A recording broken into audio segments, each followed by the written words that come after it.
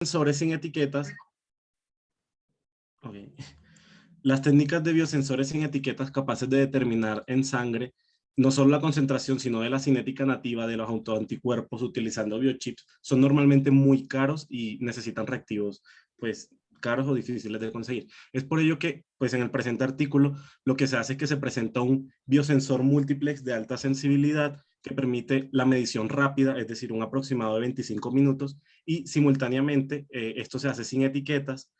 Eh, entonces la medición se da de ambas características críticas de los autoanticuerpos en sangre humana. ¿Cuáles son estas características? Pues primero es la concentración y el segundo es el parámetro cinético nativo que indica pues la agresividad del anticuerpo hacia los tejidos del organismo. Estos parámetros son importantes y prometedores debido a que estos criterios pues precisos en el diagnóstico, o sea, son importantes para un diagnóstico anticipado de los trastornos autoinmunes y pues en muchas enfermedades autoinmunes es necesaria una detección temprana de estas enfermedades para pues un tratamiento oportuno. Listo. Listo, entonces ahora yo les voy a hablar sobre la metodología. Básicamente, estos son los materiales que los autores están utilizando en el artículo. Pues por cuestiones de tiempo se los dejo aquí en la diapositiva, pero pues esas son las referencias, mejor dicho, que toca tener en cuenta. Entonces, para el biosensor, mejor dicho, básicamente lo que los autores quieren saber aquí es medir el cambio en el grosor de esta capa que se asocia con la unión entre el antígeno y el anticuerpo.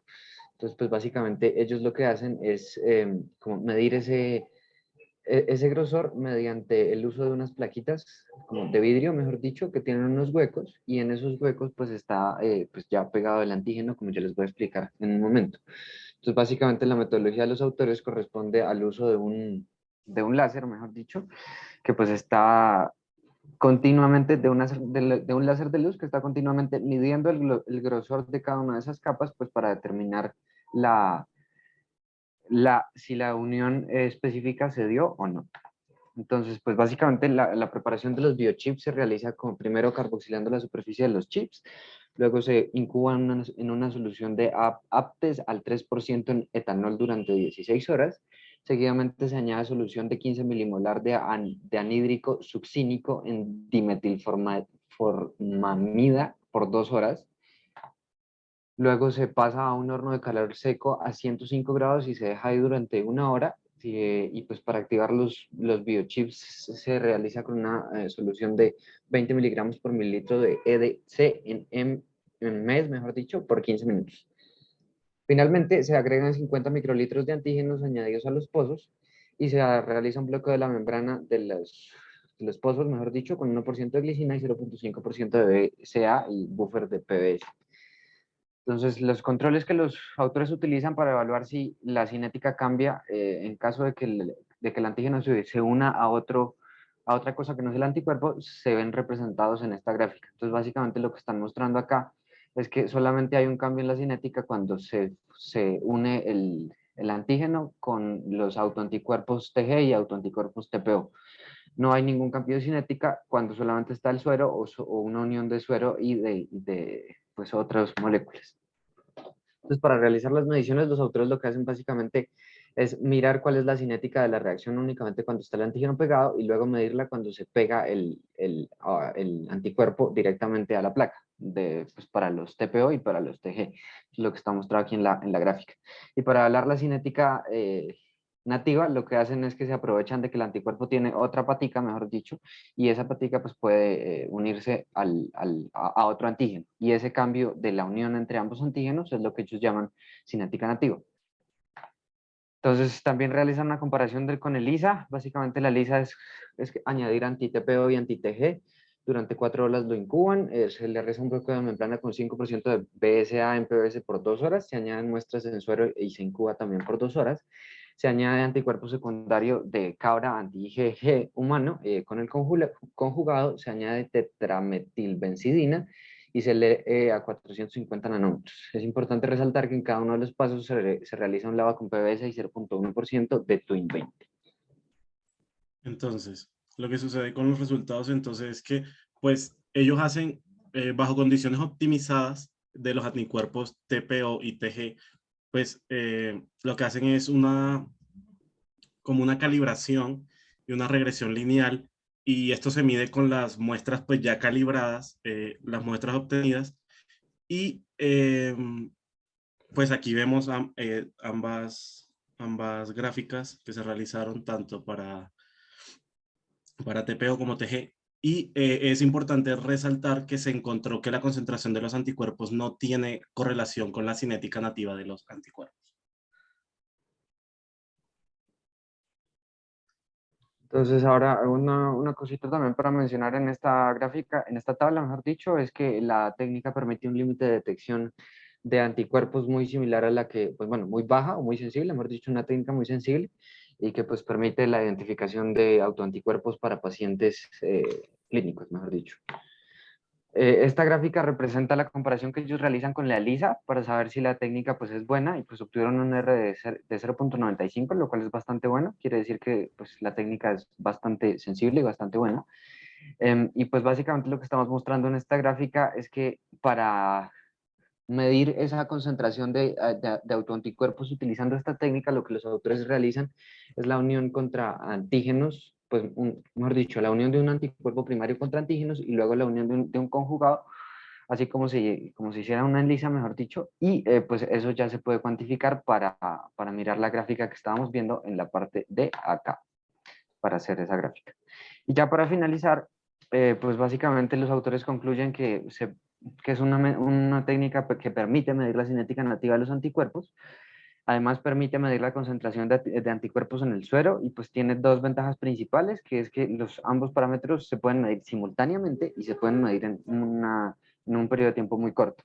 Y la otra es que pues ellos dicen que pues es una técnica de bajo costo y pues hay la posibilidad de aplicar esta técnica a otras enfermedades autoinmunes con otros antígenos, con otros anticuerpos, pero pues básicamente el fundamento seguiría siendo el mismo. Y pues eso es todo. Muchas gracias. Listo, chicos, hablaron 10 minutos y 15. Entonces empezamos. El grupo de Jorge, David y Sebastián tienen algunas dudas. ¿Alguna pregunta? Yo tengo una. ¿Reportaron qué antígenos se usaron para el ensayo? Pues o sea, como son, no lo reportaron directamente, pero lo que yo podría deducir es que como son, pues son autoanticuerpos dirigidos contra respuesta inmune de tiroides, entonces Ok. tiene que ser algún anticuerpo de la tiroides, Sí, algún antígeno de la tiroides, perdón.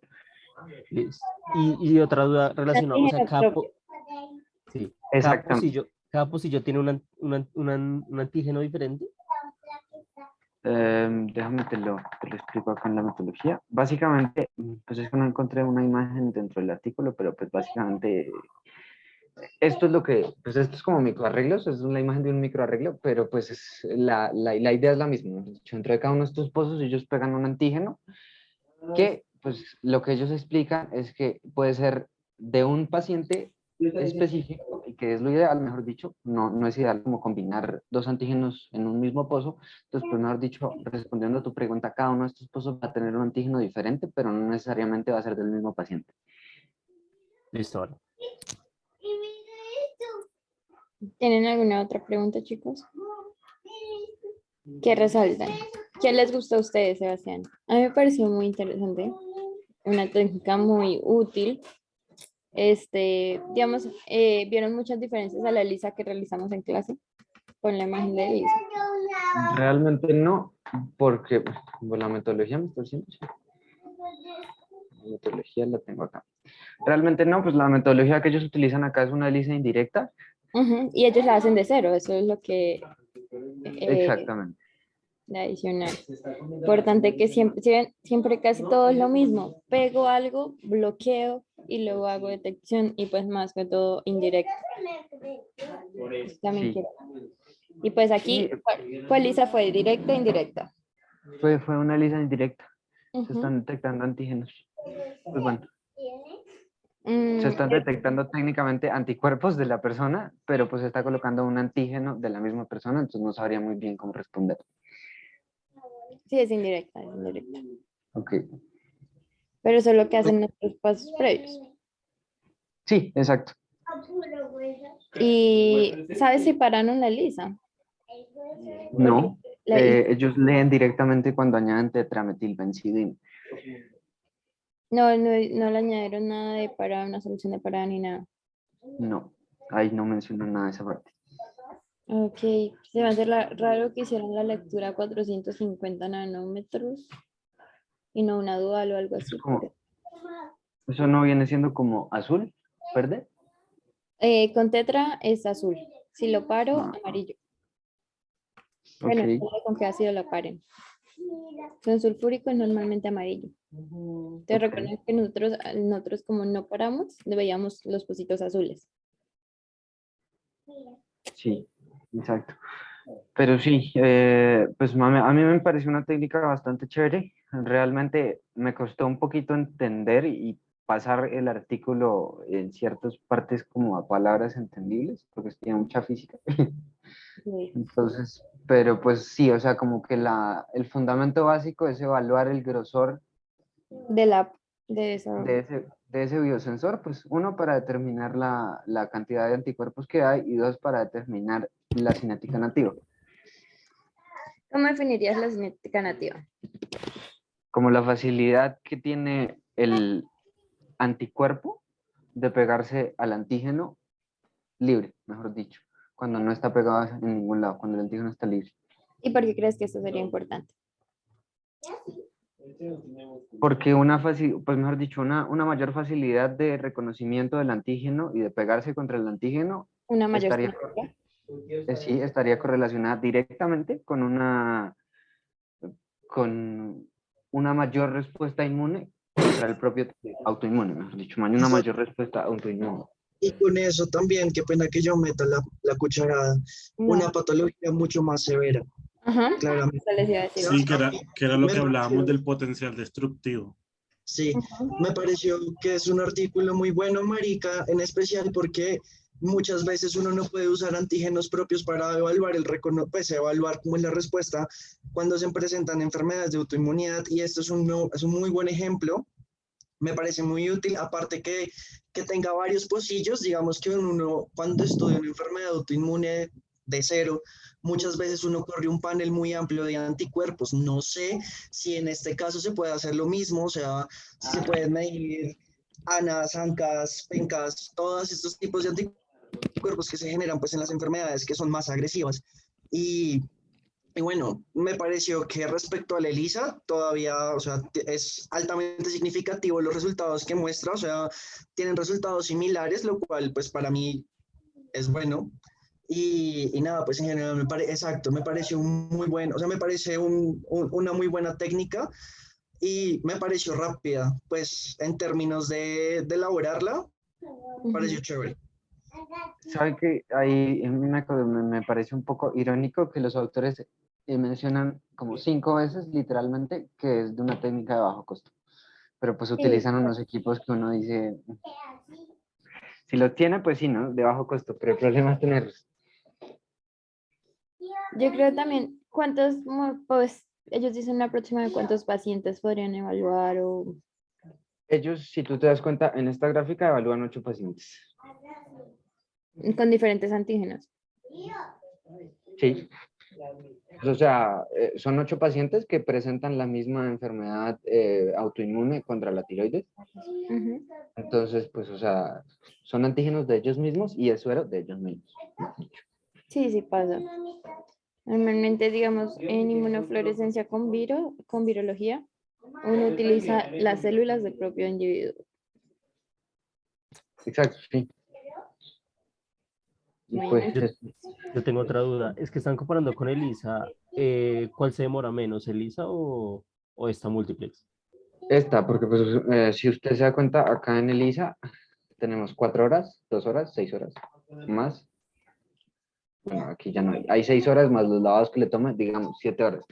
Y acá son 25 minutos. Ok, vale. ¿Cuándo O sea que a pensarías? pesar, Ay, pregunta de ti. no, pues yo pensaría que a pesar de que evalúan menos que en una ELISA, a lo mejor si se hace como en series, sí, como que uno puede analizar la misma cantidad de pacientes en menor tiempo. Lo que con una ELISA, pues viendo los tiempos, ¿no? Interesante. Sí, sí, pues esa es más o menos la idea que ellos proponen. Y pues finalmente lo que les mencionaba, ellos lo hacen únicamente con anti-TG y anti-TPO, pero pues ellos mencionan también que es una técnica aplicable para lo que sea, realmente para cualquier tipo de antígeno. A mí más que Se basa en un método físico. ver varios pacientes en una sola prueba, porque ya la veo, es la posibilidad de correr un panel completo para un solo paciente. Pero un panel completo, ¿no? O sea, De pronto bueno, evaluando diferentes antígenos. sí, De pronto sí, cuando no claro. se conozca bien la enfermedad también.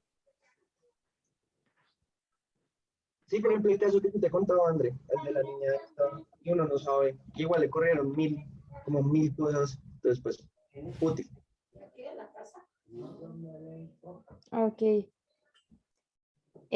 Chicos, digamos, ¿cuándo pensarían usar, o sea, como qué desventaja le ven a una esta técnica? Cuando, digamos, dirían ustedes, preferiría usar ELISA o preferiría usar qué otra?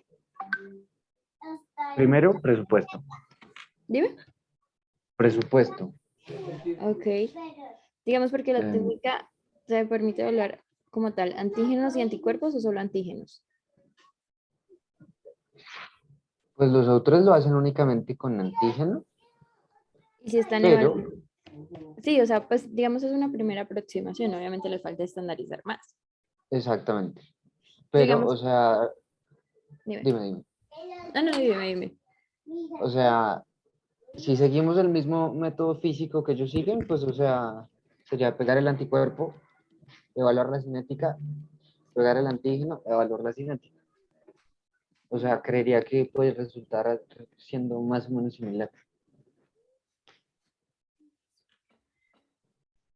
Ok, ok. Pues digamos, ahorita como lo muestran, como solo evaluar antígenos, recuerden que, bueno, pues son antígenos, pero para enfermedades autoinmunes. Pero normalmente si solo pudiésemos evaluar antígenos, tendríamos que tener es una enfermedad activa. Ok, sí. Entonces, para que vayamos asociando eso. Pero en general se sintieron como que tenían las herramientas para poder entender el artículo o les pareció muy complicado y que no habían aprendido nada en el laboratorio. No, nuevamente te reitero que lo que me pareció difícil a mí fue la parte física, la parte biológica, sí la entendí. Ah, eso es lo que me interesa también, chicos. Y pues de todo se van aprendiendo. Ahí tienen otra aproximación y cuando, digamos, les toca hacer un diseño, una metodología, ustedes de pronto piensan en esto. Son cosas que uno les sirve. Sí, de acuerdo. ¿Dejo de compartir? Sí. Ahora, Jorge, ya yo te habilité. Y Sebastián Sotelo y Andrés prestan atención también para hacer preguntas.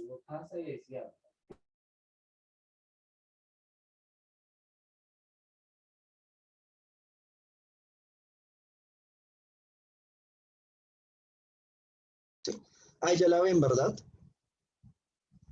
Sí. Sí. Y ya sé. Sí, Me avisas cuando listo. inicies para tomarte el tiempo. Entonces, bueno, empecemos. Bueno, nosotros somos el grupo 1, venimos a presentar el artículo de inmunología.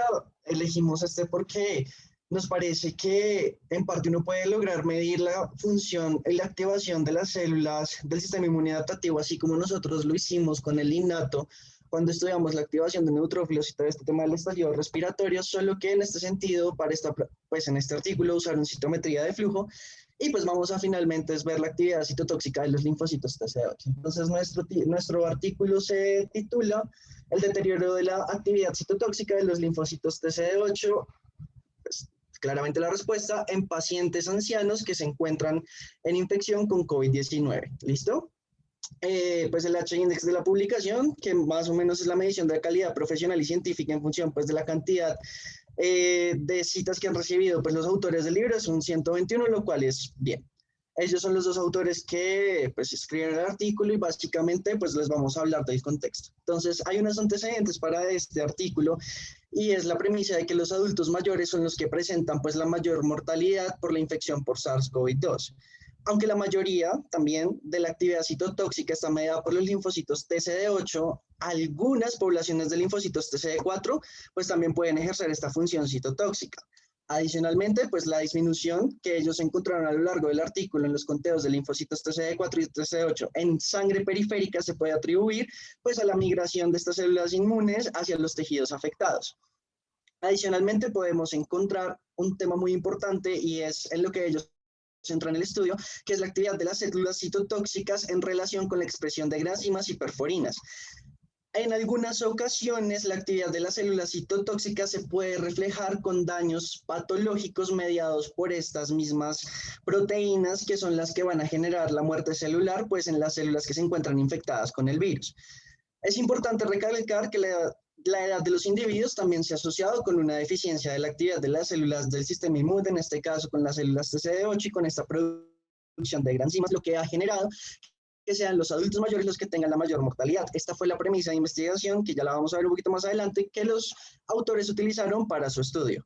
Entonces, durante las fases iniciales de la respuesta inmune, las células TCD8 y TCD4 reaccionaron contra todas las proteínas de la espiga, la membrana y la nucleocápside. Necesito que tengan esto en cuenta porque fueron estas las proteínas que lograron la activación pues, de las células TCD8 y CD4 que vamos a ver más adelante cómo se subdividen en las diferentes poblaciones.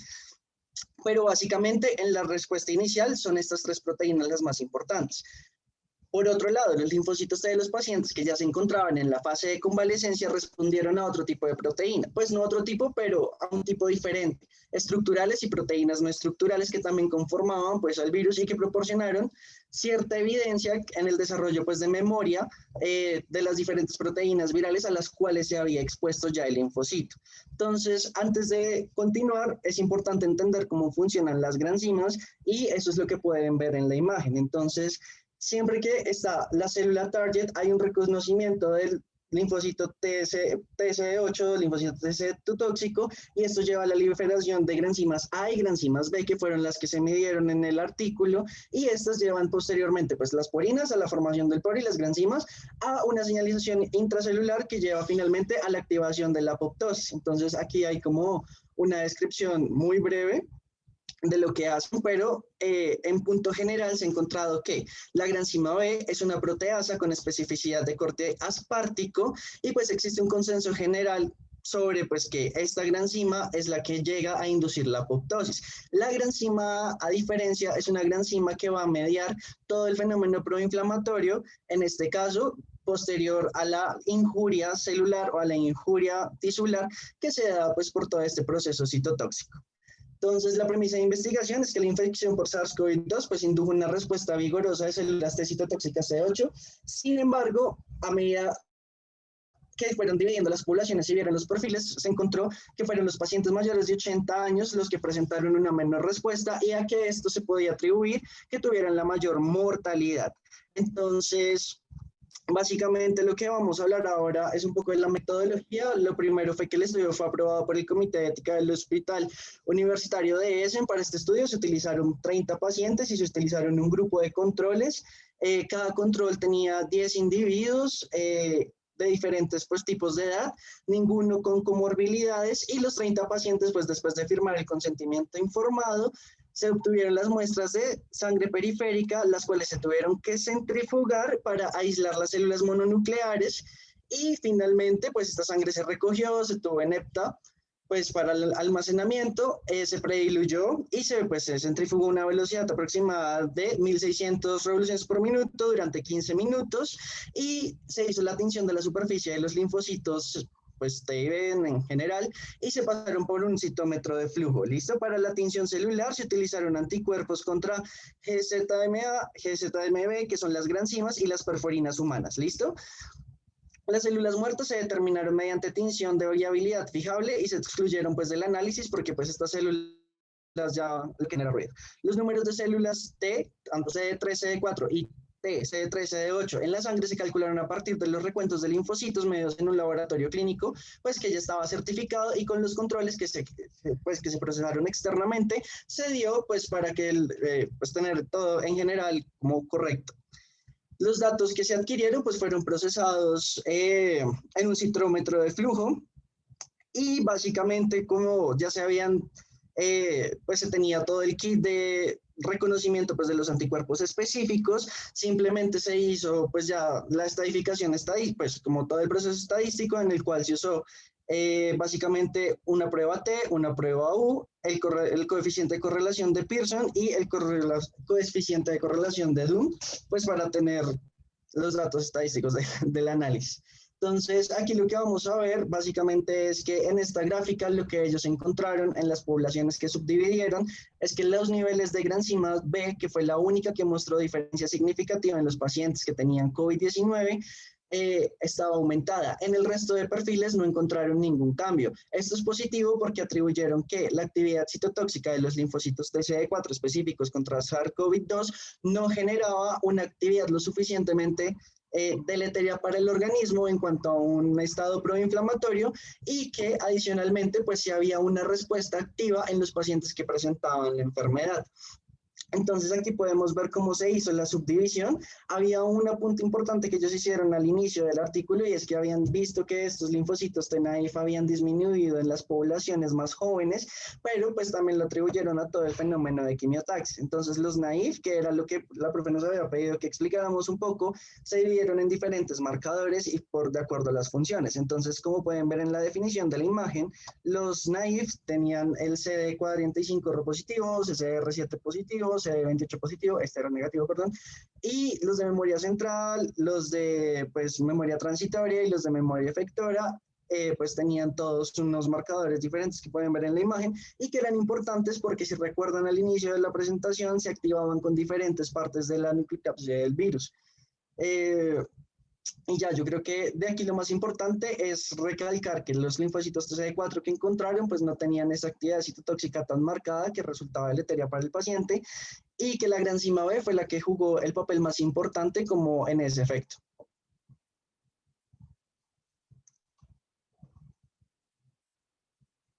Sebastián. Esto a Sebastián se le fue la luz, entonces ya está intentando entrar. No sé si Andrea, si podamos pausarle el tiempo. Listo, listo. Aunque creo que ya nos pasamos de los 8 minutos. Sí, Van en 8:30. es que el artículo era re largo. Entonces, si quieren, vamos hablando mientras esperamos a Sebastián, ¿sí? Vale. A ver, chicos, ¿y qué? Y se me olvidó tu nombre. Andrés. ¿Tienen alguna pregunta hasta ahorita? Sí, yo tengo una. A ver, pregunta. ¿Puede pasarla, por favor? Jorge. Ahí, en la gráfica F, a la derecha, las perforinas están significativamente más altas en pacientes sanos que en de COVID-19. ¿Sabe por qué? Sí, había un fenómeno y es que en los pacientes que tenían COVID-19, la disminución de las perforinas se atribuía también a que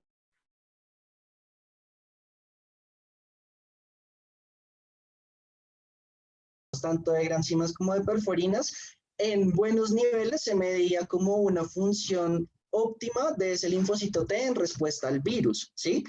¿Qué pasa? En los pacientes sanos mayores de 80 años, o sea, en aquellos que no tenían el virus, las perforinas se seguían liberando porque hacían parte de esta función antiviral, o bueno, de esta respuesta inmune antiviral, pero en los pacientes que contraían el COVID, se deterioraba la función. Vamos a ver un poco más adelante también, no sé, o sea, a mí no me quedó muy claro si se atribuía de pronto al deterioro o al fenómeno de agotamiento del linfocito TCD8 marcado por el marcador PD1, que nos van a hablar más adelante, o si era resultado más bien de que había una injuria sobre esta célula que disminuía el nivel y la calidad de la liberación de las perforinas. Entonces, digamos que hay esas dos hipótesis, pero básicamente yo lo interpreto como que en un individuo sano que no se expuesta, o sea, que sus células inmunes no se han expuesto a un estrés constante que genera el virus, las perforinas se liberaban en igual medida que las granzimas en una respuesta óptima. En este caso lo que vemos es una respuesta patológica, o sea, el hecho de que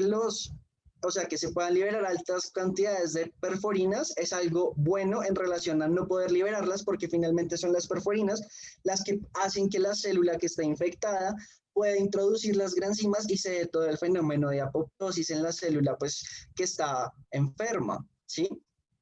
pero digamos que es un muy buen punto de pregunta para el artículo y si no, o sea, están estas dos posibles hipótesis, pero pues no sé si Andrea quiera de pronto decirnos otra.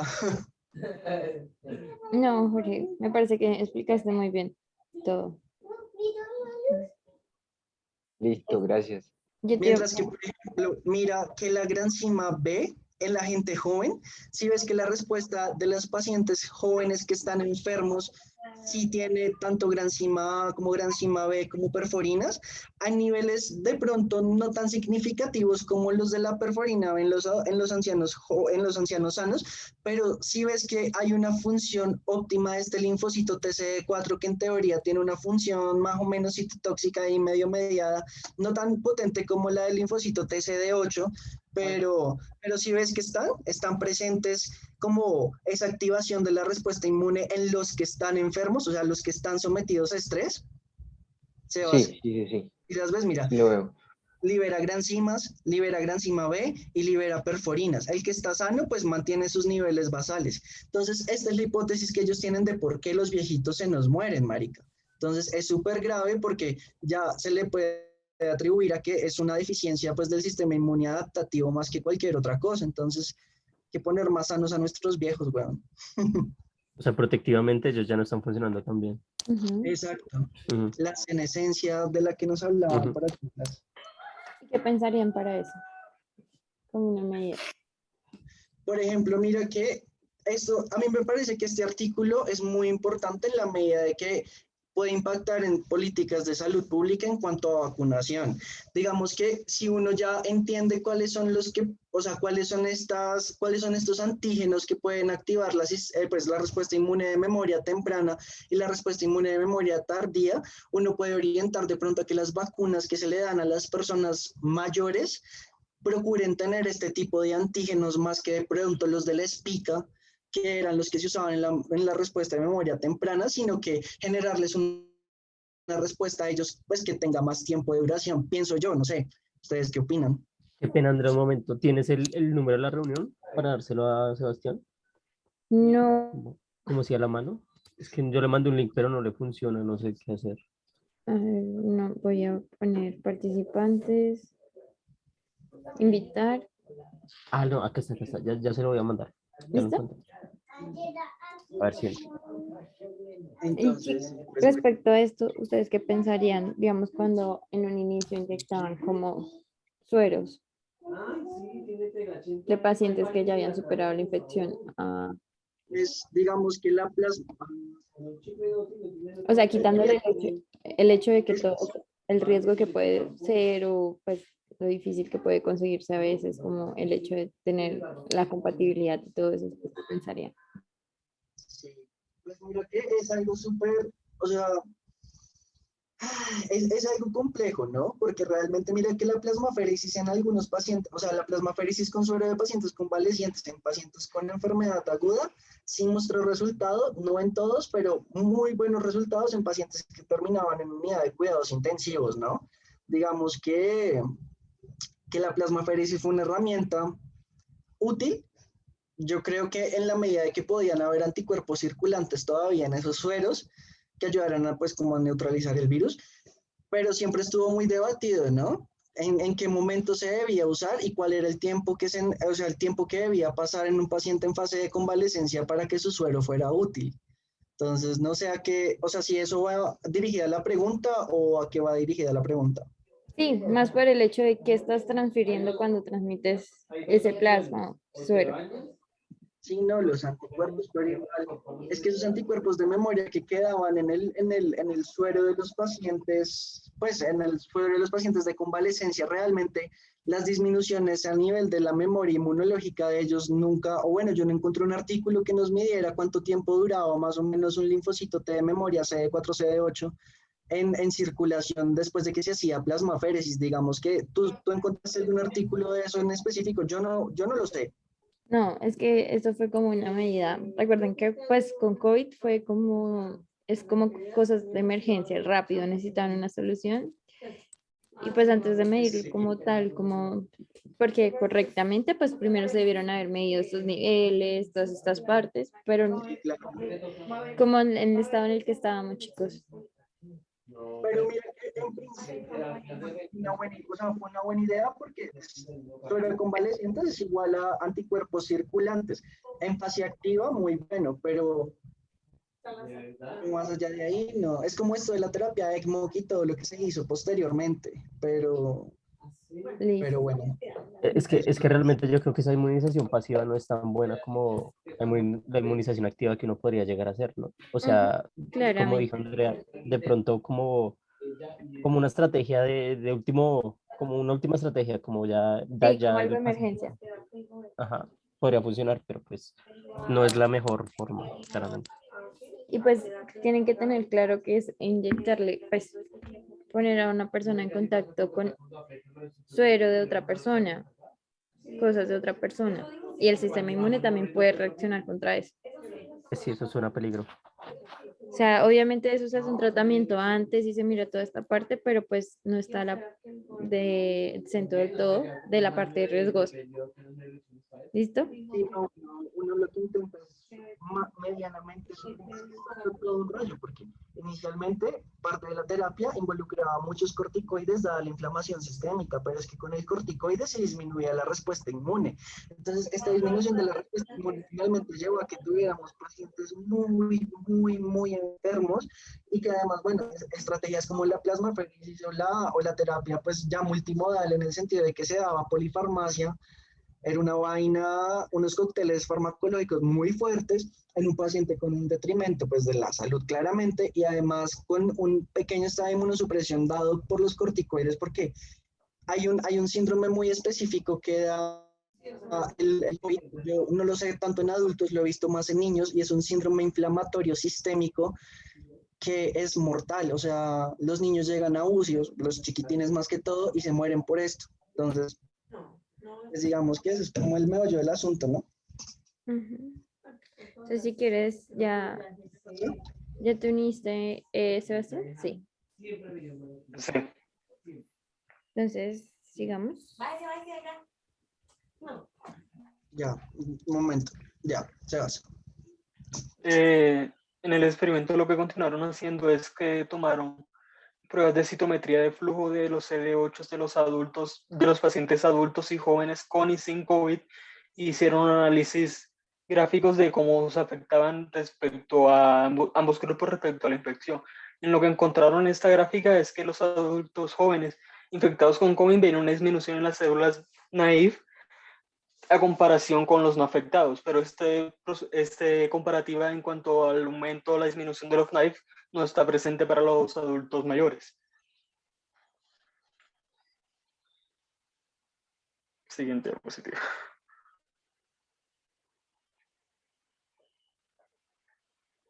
Ya ves que se me bloqueó, ya.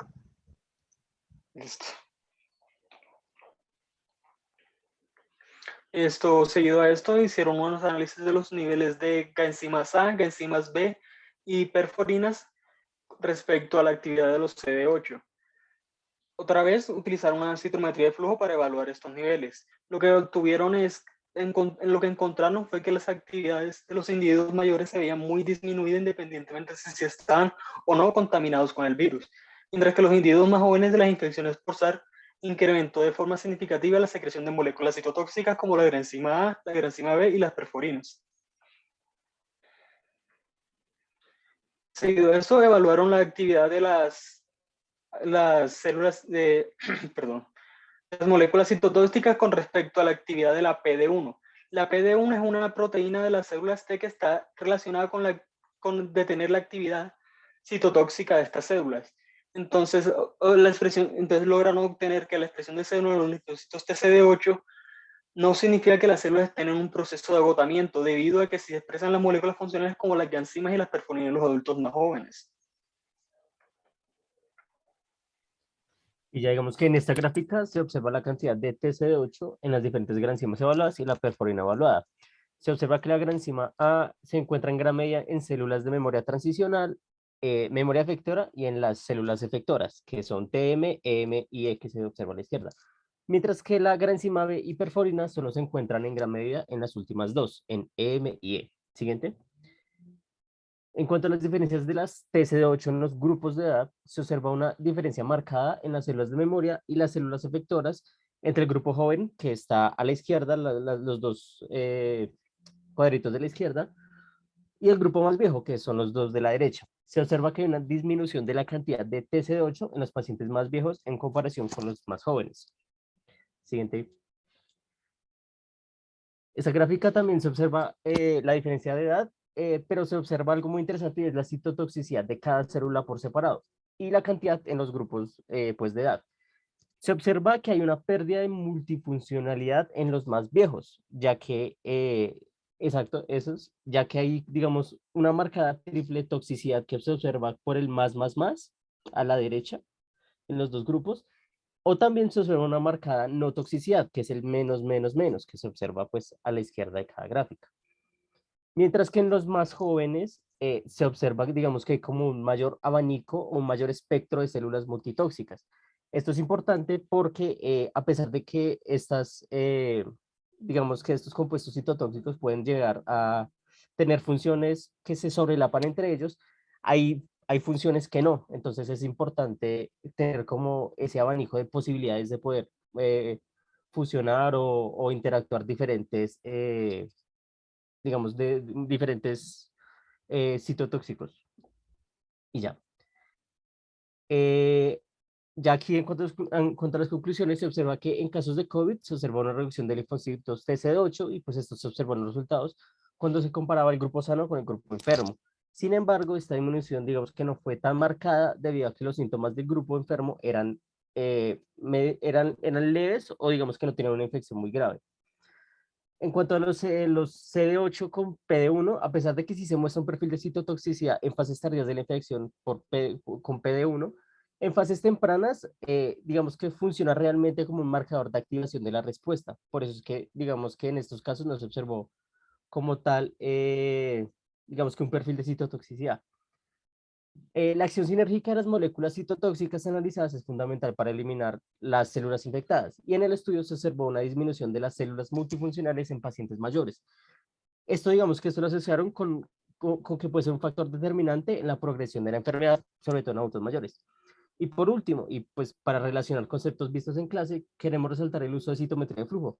Pues como vimos, permite hacer un análisis muy detallado de células del sistema inmune, incluso permitió hacer comparaciones entre diferentes grupos de personas, en este caso diferentes grupos de edad. Y ya. Listo, chicos. Tardan 13 minutos. Lo siento. No te preocupes. Sebastián o Andrés tienen una pregunta ahorita. Ya se la puse yo a ver si me la pongo en estos días. Surgió una duda. No. Ya pasaron también los minutos. Por mi parte, esto que acaban de decir ya fue un poco más claro con lo que dijo Jorge y David ahorita en la pausa. Chicos, ¿les pareció como que el número de pacientes estuvo bien adecuado en la parte de metodología?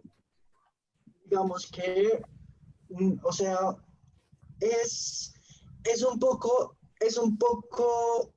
bueno, digamos que sí, ¿no? ¿Por qué?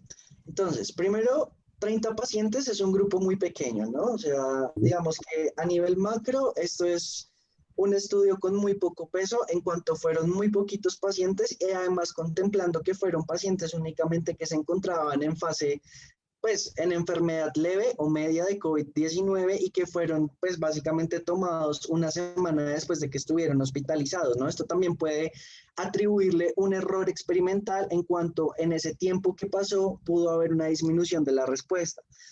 Porque me parece que sí es importante o que hubo algo muy significativo fue que la citometría de flujo, como están viendo en la imagen, sí nos permitió tener muchos eventos, muchísimos eventos por cada uno de estos 30 pacientes, ¿sí?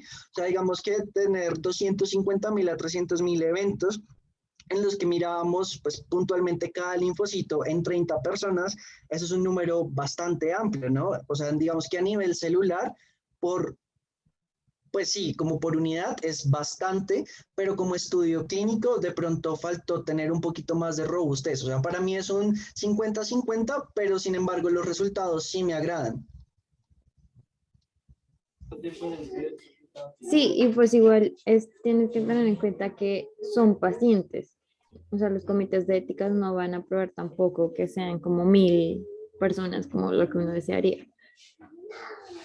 Sí, Pudieron haber total. escogido más, pero pues igual, o sea, siempre tengan en cuenta eso como, duden también de su muestra, piensen, duden, Digamos, o pregunten. algo que me ha gustado de pronto ver, o digamos que de este estudio, algo muy bonito que pueden hacer como a futuro, es ver qué sucede con, digamos, con cohortes en los que los pacientes tienen la infección, pero realmente algún tipo de comorbilidad inmunosupresora, ¿no? Digamos, por ejemplo, vi en el estudio, en los análisis que ellos hacen en la recopilación de base de datos, que habían 2 o 3 pacientes de los que ellos utilizaron que tenían diabetes mellitus tipo 2, ¿no? Y sabemos pues que esto es un factor de inhibición de la diapedesis en las células linfoides, ¿no? Entonces, digamos que eso hubiera sido un estudio muy bonito si pudieran como incluir comorbilidades que además se han mostrado que tienen aumento en la mortalidad de los pacientes, pero digamos que como un paso inicial para entender un poco de la dinámica de la activación de los linfocitos TC8, que finalmente son los más importantes, me parece que da muy buenas luces hacia donde va la vacunación y las estrategias de prevención. Listo. Y respecto a tu pregunta, Sebastián, la mínimo no siempre es 30, depende como el estadístico que vayas a mirar. Listo, entendido. Gracias. ¿Qué más les iba a preguntar? ¿Entienden por qué escogieron muestra de sangre periférica, cierto? Sí, ¿Por qué? ¿alguno de los muchachos quiere responder o...?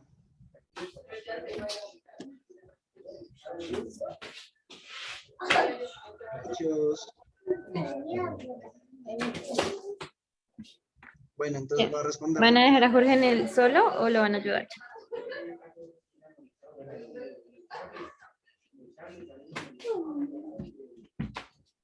Bueno, entonces básicamente aquí hay 2 fenómenos importantes, ¿no?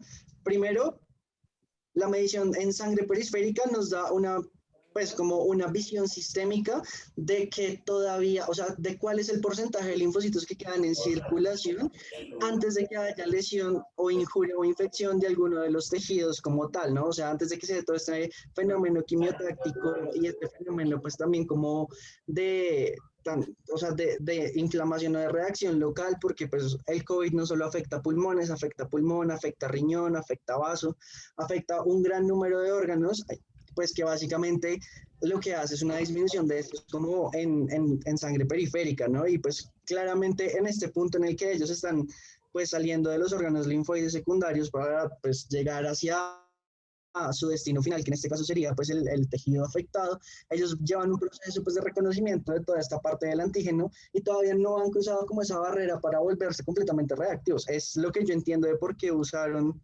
pues sangre periférica, ¿no? Sí, sí, pues lo explicaste más. Pero pues en sí, ¿qué respuesta están evaluando? ¿Moral o celular? Más que todo. Aquí respuesta, bueno, no, aquí respuesta celular. Celular sobre todo, sí. Sí, Pero la respuesta celular, ¿solo la verían en sangre o solo la verían en timo o cómo es? Porque están hablando de respuesta celular, pero más que todo ya como que hubo la respuesta. ¿Me entienden? sí, claro, o sea, aquí lo que se está mirando en parte fueron esos linfocitos de memoria, ¿no? Y yo creo, otra razón para usar, es que a mí se me cortó un poquito, lo siento. Otra razón para usar sangre circulante es que es donde hay sobre todo linfocitos T, ¿no? Creo que más de un 80% de los linfocitos que están en sangre son linfo T, ¿no? Si no estoy mal. Exactamente. Sí, pero, o sea, entiendo la pregunta, ahora lo tengo un poquito más claro, pero digamos que si miran lo que ellos evaluaron, ya fueron los de memoria, ¿no? O sea, miren los porcentajes. Los de efectores, pues eran los que finalmente iban a migrar al tejido, pero los de efectores de memoria, los de memoria pues transitoria y los de memoria central son los que finalmente iban a quedar circulantes en el organismo, ¿no? Y los Navy, pues, ajá, los Navy son los Navy. ¿O no? Sí, sí, claro, solo que pues también por facilidad pues no van a coger muestras de ganglios o de muestras de timo o algo así. Bueno, sí. Si uno quisiera hacer un experimento con, o sea, tomando muestras de esas partes, como que cambiaría mucho como todo el experimento o solamente la toma de muestras. Mucho, o sea, es que ahí tendrías que ver muchas cosas. Primero porque pues la persona, o sea, tendrías que extraer eso de la persona. Entonces, ¿la persona está viva? ¿Lo tomaste como un procedimiento invasivo o la persona está muerta? Ahí va lo primero. Pues pasando toda la parte del comité de ética y suponiendo que no fuera como grave. ¿Qué pensarían respecto a eso? Pues yo creo que se puede, o sea, realmente uno tiene que definir muy, o sea, cuál va a ser el objetivo del estudio. O sea, si van a medir, pues, células de memoria circulantes, pues sangre periférica estaba bien. Pero si tú querías ya ver como reacción local tisular, pues, marica, puedes hacer una biopsia, o sea, una biopsia de ganglio con una aguja fina o un aspirado, no sé, lo que tú quieras. Pero el problema son los costos, porque pues mira que aquí finalmente es solo sacar sangre y hacer citometría. Con biopsia tienes que hacer más cosas. Aparte de los cortes parafinados, o bueno, si es biopsia líquida, los métodos de conservación cambian. O sea, es más trabajo, pienso yo. Sí, Sí, claro. y pues que como tal la aproximación que tú vas a hacer la puedes sacar de sangre periférica. Cambiarían muchas cosas y también como pues obviamente siempre tener en cuenta, yo creo que la metodología mantendría lo mismo, de pronto cambien el número de células que tienes vivas o no, o cosas así, pero en sí sería muy similar. Chicos, ¿alguno tiene una pregunta adicional?